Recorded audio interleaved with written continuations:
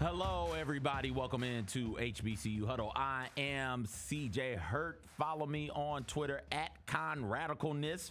Follow the person who usually sits on my right, but he's in San Antonio right now with the Grizzlies. Follow Mike Wallace on the Twitter at MyMikeCheck. Mike, what's the weather like in San Antonio, man? Man, it's pretty good, man. It's mild. It's about I guess 55 degrees right now. It's supposed to get up to maybe 60. A little bit overcast, but certainly manageable, man. We're not dealing with the snow down here and ice and all that. So still my concerns are out there, man. You guys stay safe on that black ice. All ice matters. All ice matters. Some black ice tried to jump up and get your boy on the sidewalk, but it's pretty much all melted by now. How'd you spend the snow day before we get into the show? Ooh, we left that day. The day the snow came down, 11 inches. Yeah. But we got all. Wait, it wasn't 11 inches, was it? Yeah, out where we are. Okay. Okay. Go ahead. Yeah, in Lakeland, it was 10, 11 inches, man. And, Gosh. we saw it piling up, and we actually, we had a lot of fun looking at it and coming down, man.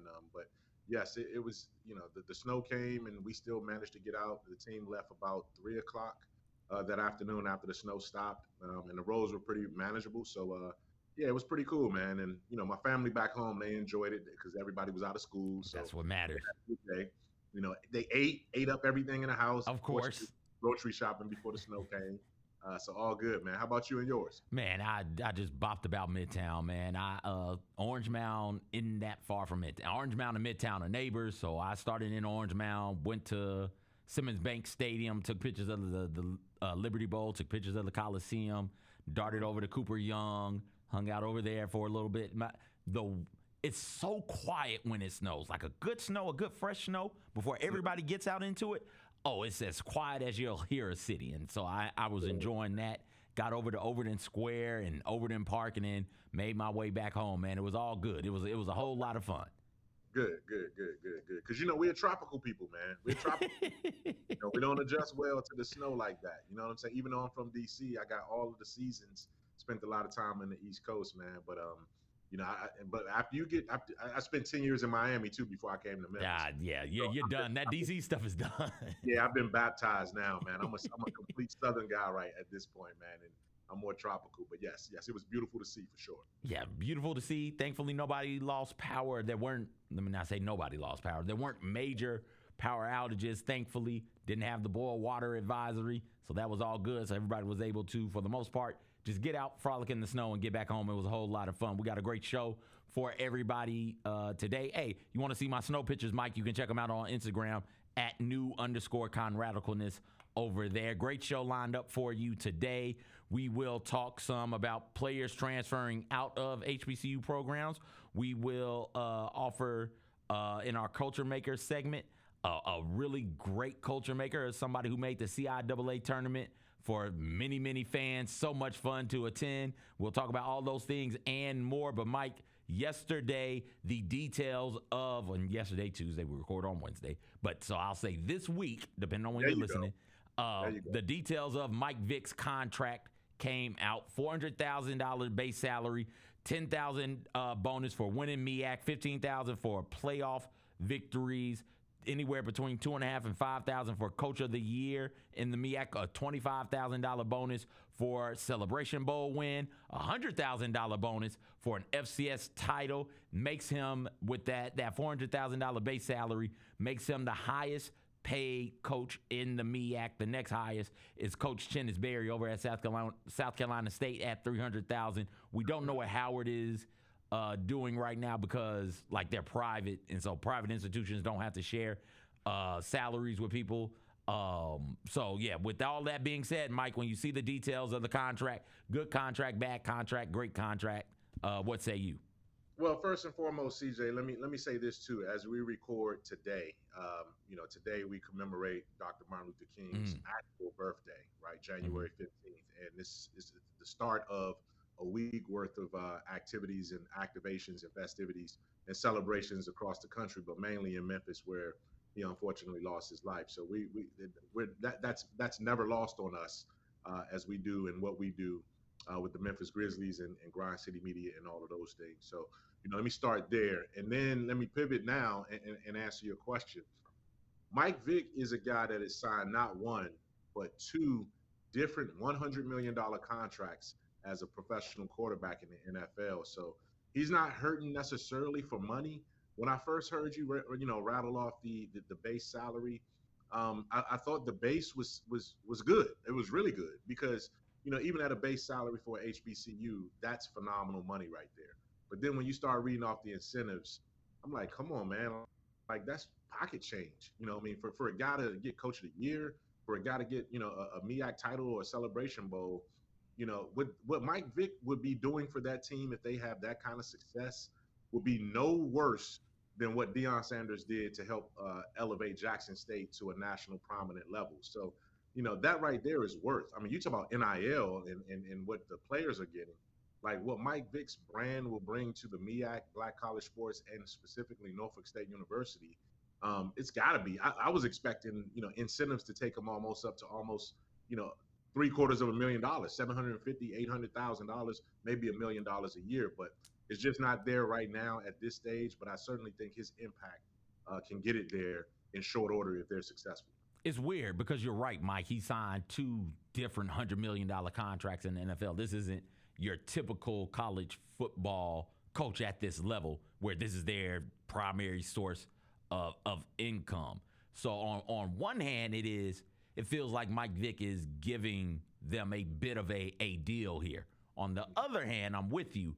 It feels like, hey, why can't you guys give a little bit more, if that makes sense? And it's hard to say Mike Vick is giving them a deal when he's getting paid way more money than the coach who Coach Odoms, who got let go from Norfolk State, got in his tenure, and he's the highest paid coach in the MEAC, right? Like that's while it might very well be a deal, it's hard to say that it's a deal when those things get considered. And you start to think, though, not just the results on the field that you talk about, Mike, but sports has a way.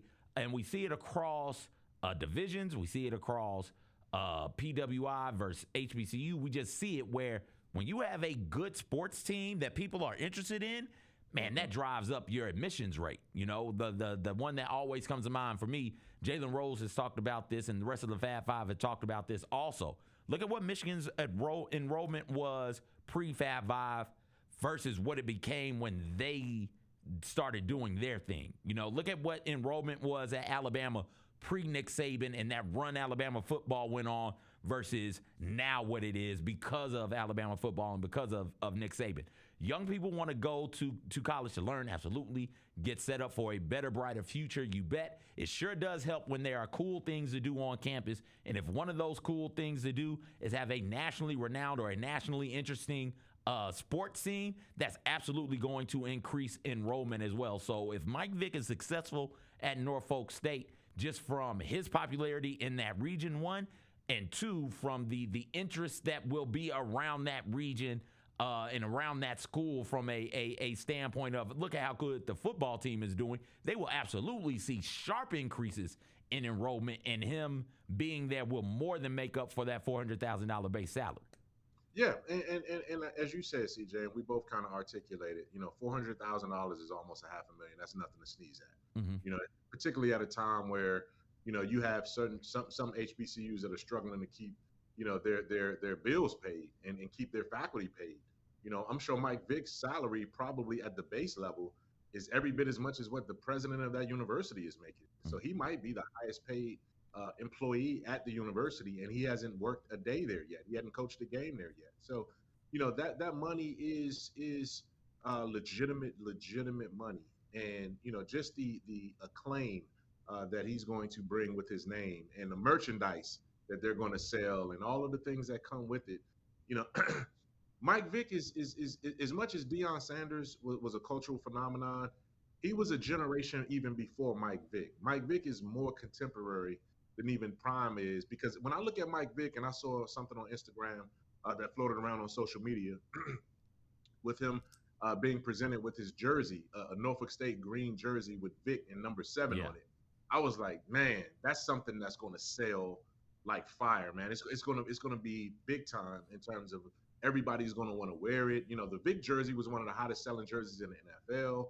You know, just his image and what he's able to do. And he's not as loquacious as Deion Sanders. He's not as verbose. He's more of an introvert when it comes to how he talks and how he presents himself. So his image is everything, man. And you know, I'm just looking forward to seeing, you know, how this plays out. But yes, that contract is fair. It's more than fair.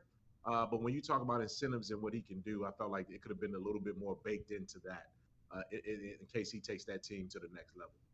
Yeah, I thought that there should be a little bit more also, but again, right? Like he's hard to, it's hard for me to say, hey, there should be more here when he's already the highest paid coach in that conference, having not only not coached a game there, but having not coached a game anywhere. Like this is the first time this is the first time head coach, Mike.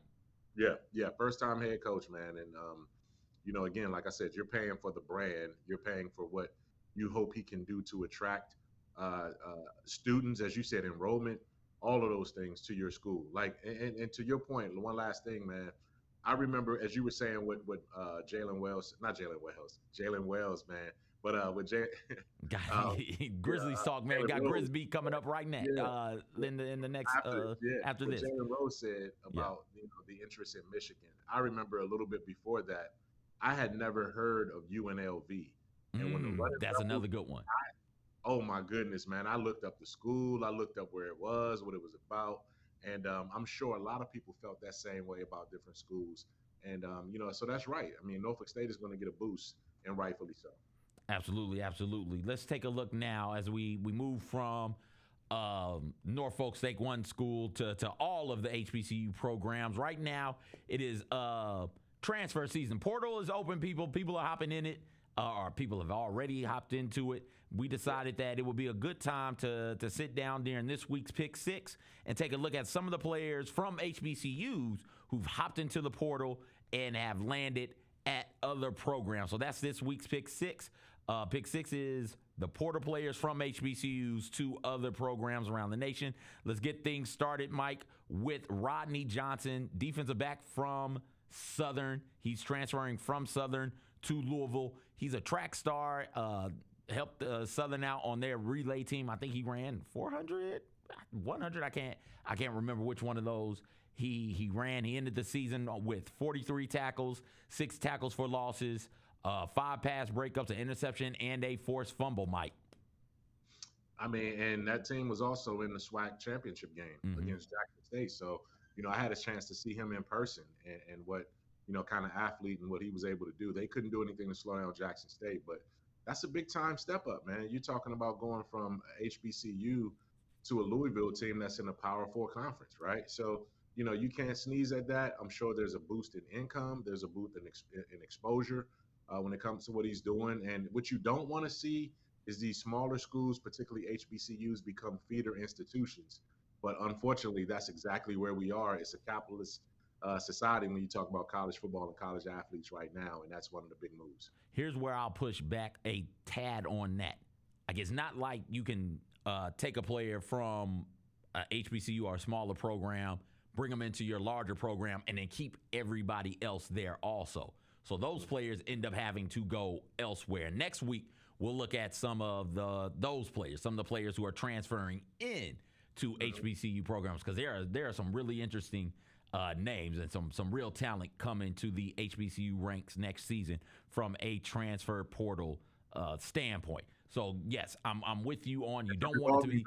Yes, right. It's a revolving door. You don't want it to be a feeder, and I don't think it's becoming a feeder. Also, you do want to see these men get an opportunity to showcase what they can do on a higher level, a higher profile. Travis Hunter, Shedeur Sanders, Shiloh Sanders, another one, right? Those are 3 that we know of and we talk about all the time because of what they were at Jackson State and Coach Prime effect and what they did at Colorado. But think about what that did for them and their careers and their draft status. I'm not certain, and it's not fair. I don't think that it is right, because if you're good, you're just good, you know. I'm not sure if Shedeur Sanders stays at Jackson State or if Travis Hunter stays at Jackson State, if they are like top 5, top 10 picks in the NFL draft, right? The people will look down. Scouts, and I'm not saying it's right, I think it's wrong. Scouts will look at that and say, small university, small school, we'll take somebody from one of those power conferences, or at the very least from the FBS with one of our top 10 picks, Mike. Yeah, I mean, you're right. I mean, but that's I don't think that that's wrong. I don't think that that's a problem in the system. I think, sometimes it's just harder to see how a guy will project. You want to go up against, that's true. You know what I mean? And again, if you want to see how you project against better competition and how you hold up week to week as well too. But as you said, you gave examples of 2 guys in particular who were definitely top 10 talents even when they were at HBCUs, and it just amplified it even more when they got to the next level. Steve McNair was a first-round pick. He got picked. I just had to look that up just to make sure. He was picked 3rd overall out of Alcorn State, and he was also in, like, we talked about Steve McNair not a couple episodes back, but like right at the start of the football season, because it was his 25th or 20th anniversary of that special season that he had. He ended up in New York? He got several votes for Heisman that year. Oh yeah. He finished top 5. Yeah, he finished top 5 in Heisman. So and I'm trying to think. I can't think of another HBCU player to be drafted in the first round. I don't know why I'm blanking on that. Surely there has to be somebody since McNair. I'll look into that. Offensive lineman. There's an offensive lineman with the Texans right now who got drafted in the first round. Howard is, I believe, his last name. It's not Terrence Howard, but Terrence Howard is math. Yeah. But it's been a couple first round draft picks come out of HBCU since McNair. But yeah, it is rare though. It certainly is a rare occurrence. Yeah, I'll look into that and get back to you on that, Mike. Before the show ends, Mekhi Hagans is next up on my list. Quarterback from Arkansas Pine Bluff, transferring from UAPB to Lamar yeah. That's a tough one. That's FCS. Tough one. That's FCS to FCS. And I really liked what Hagans was doing there for the Gold Lions. That was your guy, man. Just you wait, because the next one is another tough one for me. Yeah. But Hagans, second most passing yards in the SWAC in his last game at Arkansas Pine Bluff, last game of the season. 4 touchdowns against Mississippi Valley State in that contest to get them the win there. And we saw him up close and personal this year at the Southern Heritage Classic, where he threw for 276 yards and 3 touchdowns in that contest against a team in Tennessee State who ended up making it to the FCS playoffs. So that's going to be a big-time loss for Arkansas Pine Bluff. Yeah, that's a setback right there. Again, this is a guy that you want to try to build your program around, man, especially, when you talk about, where that program has been coming.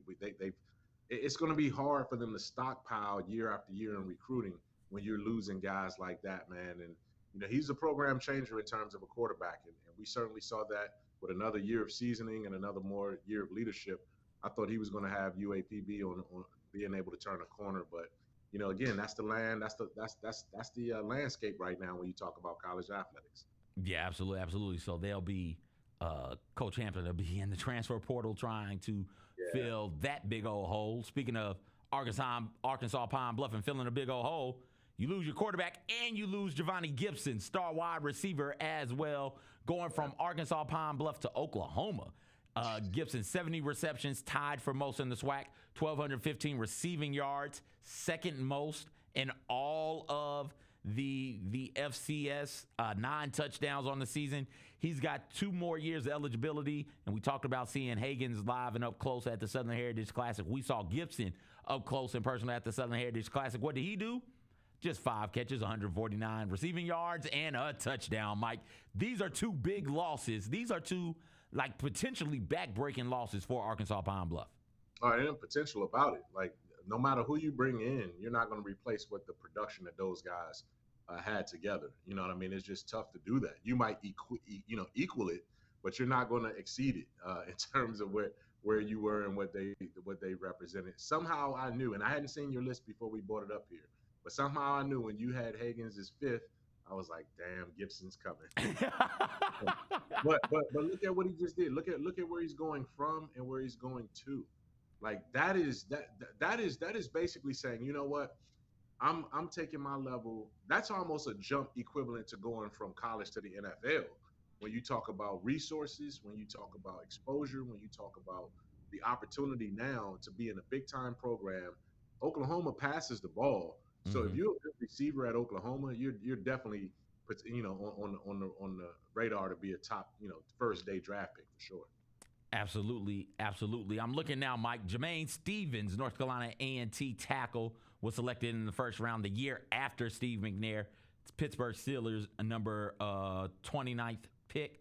Let's see here. Who else do we got? We got a couple of second rounders, got a couple of third rounders. Here we go. Sylvester Morris, Jackson State, JSU stand up. Yep. Kansas City Chiefs, first round pick, number 21 overall, Rashard Receiver, Anderson. right? Yep, receiver. Jackson Uh-huh. State had two first rounders in 2000. Rashard Anderson was drafted defensive back out of Jackson State. Carolina Panthers, 23rd overall. All right, and I'll keep going here. Next up, number coming in at number 3 for me, and I'll jump back into the number one first round picks from HBCUs since 1995 when Steve McNair was taken. A.J. Richardson, linebacker from Norfolk State, Mike. He's going from Norfolk State to North Carolina State. 100 tackles, most in the MEAC.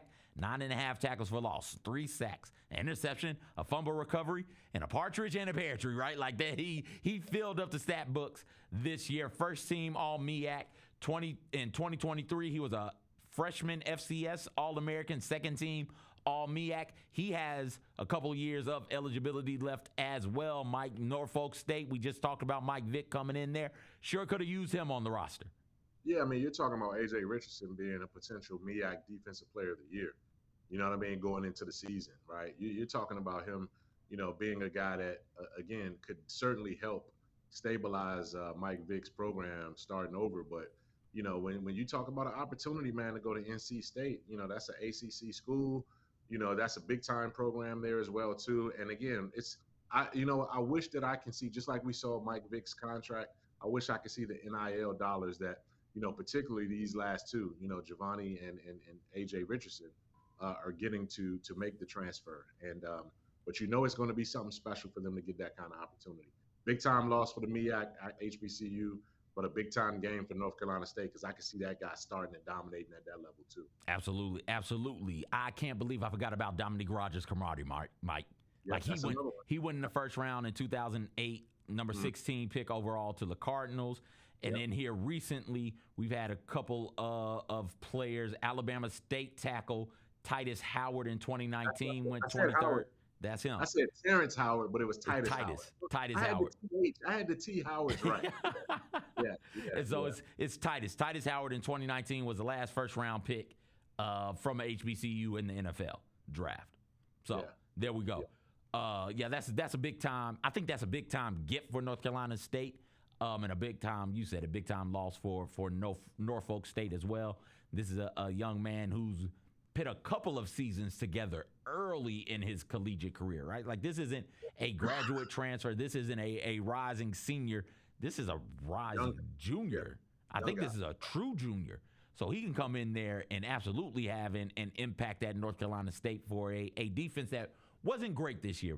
I watched them play Tennessee and remember thinking, oh boy, this defense could use some help. Help is on the way in the form of A.J. Richardson, wishing him all of the best. All right, number 2 for me, SWAC, first team all SWAC defensive end, Joshua Nobles from Jackson State, going from Jackson State to UMass. Like I said, first team all SWAC, 10 sacks, 12 tackles for loss, 3 forced fumbles, and a pass defended for a defense that was stellar this year, not just at the HBCU level, but in all of the FCS. One of the best defenses, Mike, is going to have to find a way to make do to fill this big old hole right there on the defensive side of the ball. Yeah, and I don't know who your number 1 is, but if it's someone that had a bigger impact than Joshua did at Jackson State, I can't imagine. I'm eager to see where we're going here with the number 1. But what I will say, man, is that you knew it, man, because as soon as TC Taylor hoisted that, HBCU national championship trophy, man, the transfer portal opened up and, the floodgates opened because this guy lost quite a few big time guys that I'm sure he wanted to count on to build around and try to repeat. But again, it's almost like a graduation of sorts, and you're going to go chase the spotlight. You're going to go chase the NIL dollars, and more power to these guys, because I hope it does work out for them. But that's one right there. JSU to UMass doesn't seem like a kind of jump that, if you can make it at JSU, you certainly can get to the NFL from JSU. I don't know if UMass positions you any better, but I don't know. I don't know Joshua's background. He might be from that area or whatever. But it's a tough loss for TC Taylor and the Tigers. Yeah, the cool thing about the portal is it opens on both sides. We talked about this some. It opens up, you hoist the trophy, it opens up, players are in it to leave, and then you're like, no, player, please don't go, come back. And then it's like, what's this noise behind me? What's this funny like behind me? And you turn and you look behind you, and there's a portal opening up with players coming in. Jackson State has some dudes coming in through the portal. We'll talk about that next week. But yes, it sucks being without him. It sucks for Jackson State losing all of the players that they lost to the portal. But they've got some like legitimate horses coming in there. I look forward to seeing what they look like in the next football season, and assuming they hold on to them. I think they've held on to them. Players are on campus and in classes now. So this is what the roster is going to look like going forward for JSU. We'll talk about more players transferring in next week. Mike, number one, it's your guy. It's Andrew Jones. Oh, yeah. Linebacker, Grambling State, co-defensive player of the year in the SWAC. The guy who had 100 tackles, 3 sacks, and a forced fumble. He started his career at the University of Memphis, goes to Grambling State, has a great season, and he hops in the portal. And his was odd, because at one point he was committed to South Carolina. Like that was, they already had the graphic and everything ready. They were excited about him. And then look up a week and a half maybe later, it's like, no, he flipped from South Carolina to Ole Miss. So Andrew Jones, SWAC co-defensive player of the year. That's my number one transfer out of an HBCU program this year. And see, here's why this one didn't hit me, right? It didn't hit me because I had already, like, he was out of he was in the portal and out of Grambling like the moment the Bayou Classic ended, right? Like in November. He was done. Yeah.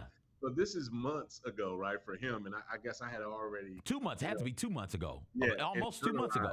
Yeah. Yeah, I internalized the fact that he was already gone, right? So it was like, okay, he's already gone. And it didn't hit me that I guess this is still that same cycle right there. But to go back to Jackson State too, though, again, you're 3-2-1. Matter of fact, you're 4-3-2-1.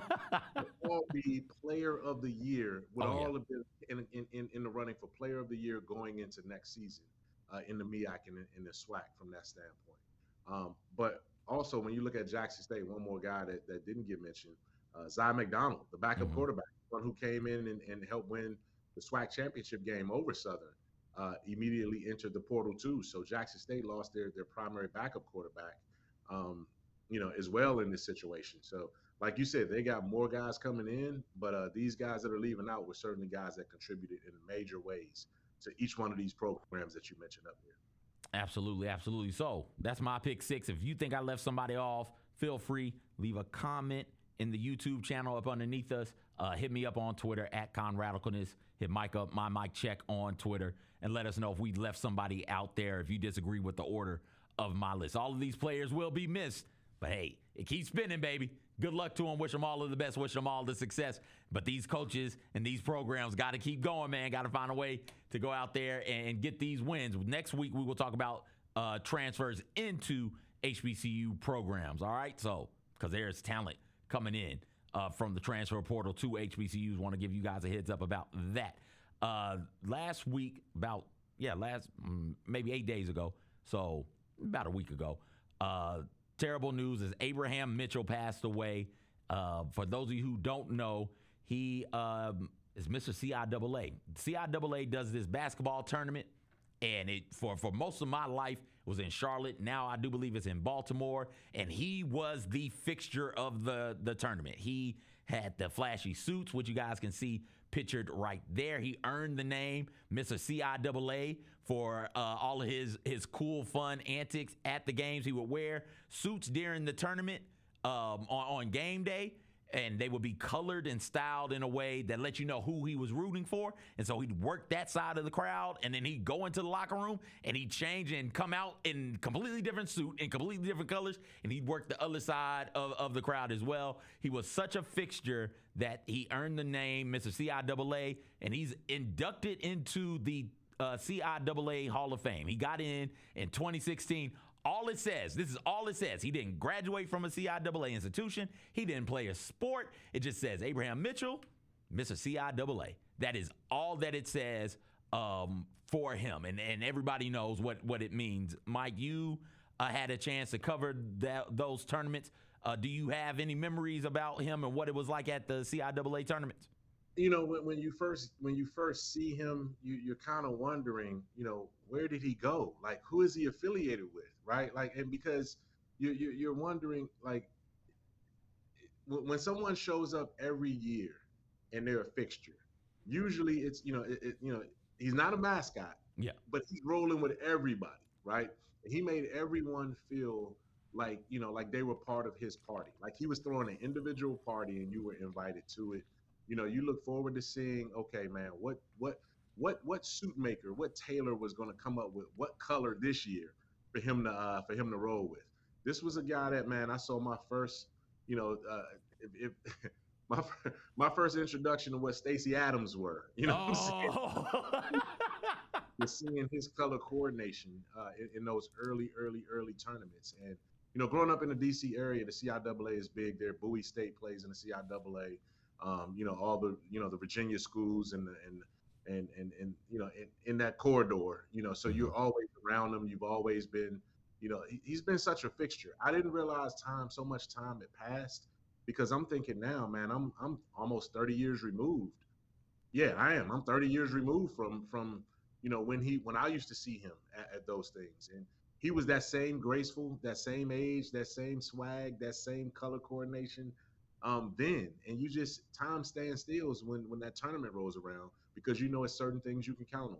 You know, you can count on that being one of the most well-attended conference basketball tournaments of any.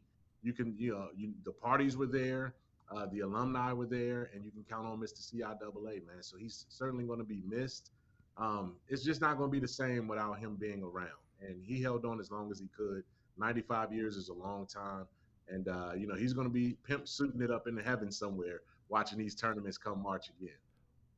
We don't put fans into the Hall of Fame. Like we just don't do that with fans. That's how much we give celebrities honorary doctorates, right? Yeah. And you know what I mean? And it's a lot of celebrities and a lot of athletes walking around considering themselves doctor this and doctor that, and they hadn't attended one class at that place. You know what I mean? But yeah. He's a fixture, man, because that's what I'm saying. But that was my point. Like, that's how big he was. Didn't attend a CIAA institution, didn't play any sports. He's just known as the cool guy who's going to come through in the Stacey's and the fly-ass suits and just work the crowd. It was great. Like, I don't know why. Like, that's the thing. That's the joy in his presence, was that you never knew why. You never knew what the connection was. It was just the dude that showed up in the flashy suits. Like that. The read a bunch of articles on him after he passed. And it started in 1970. His nephew, I forget which one of the schools his nephew was at, maybe Morgan State. I don't want to get it wrong. And that's when he started attending the conference. His nephew was there playing basketball. I'm going to go support my nephew, and I'm going to be fly while I do it. And then, like, after that, he's like, oh, I had so much fun doing this. I'm just going to keep it going. Like, that's pretty much all it was. It's great to have that type of person, that type of charisma involved, spreading that type of joy.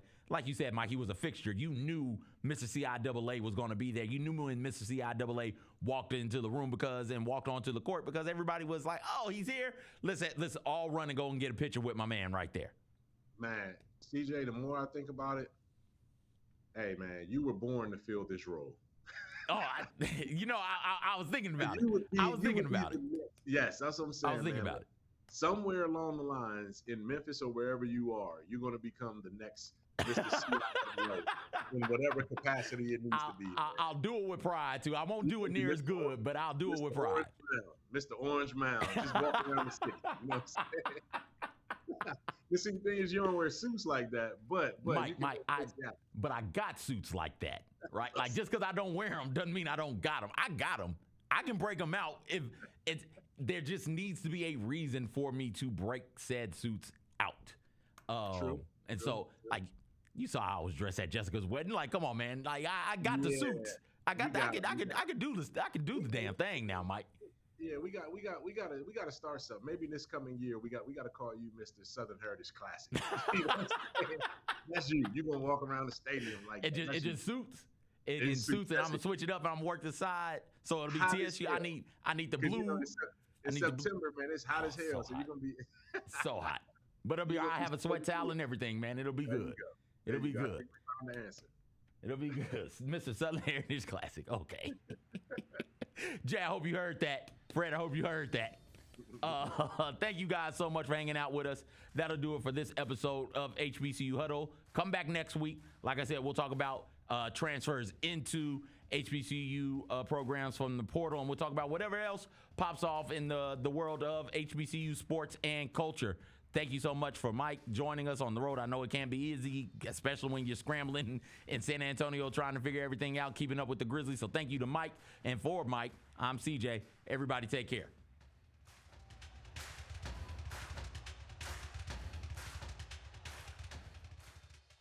Sitting right next to me, am I right? The one and only Jay Huff. Were you comfortable there in your seat? I'm great. You know, I've been adjusting it, playing around with the height settings. What are you exactly? 7'1" or 7 even? Or I say 7'2" because I wear shoes. Hey, Grizzlies fans, be sure to tune in to Grizzbeat, where the panel and I break down all things Grizzlies and take a look at the rest of the NBA as well. The show is live every Wednesday, 2 p.m. on YouTube at Grind City Media and the official Grind City Media app.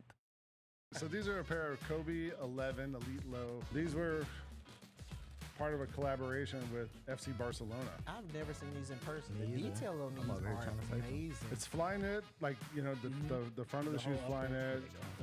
It's got the lunar line, I remember, and the insole is removable. Yeah. The Sneak Fest Show, live Tuesdays at 2 p.m. on Grind City Media on X, YouTube, and the official Grind City Media mobile app. When's the last time you guys played a little one-on-one? It was, I don't even know, like maybe last summer, and there's some footage out there that doesn't want to be released. Like he claims he took it easy on me, but I always beat him. Tune in to the Jessica Benson Show with CJ Hurt, live every weekday at 8 a.m. on YouTube at Grind City Media and the official Grind City Media app. Grizz Nation gets set for tip-off 1 hour before every Grizzlies home game with the warm-up show. Get the latest news, notes, and analysis live from courtside at FedEx Forum. This team is doing everything that Taylor Jenkins and his coaching staff envisioned it could do. Join me, Lang Whitaker, along with Michael Wallace, Jessica Benson, and other personalities from Grind City Media, Memphis, and around the NBA. 1 hour before every home game, live at Grind City Media on X, YouTube, and the official Grind City Media mobile app.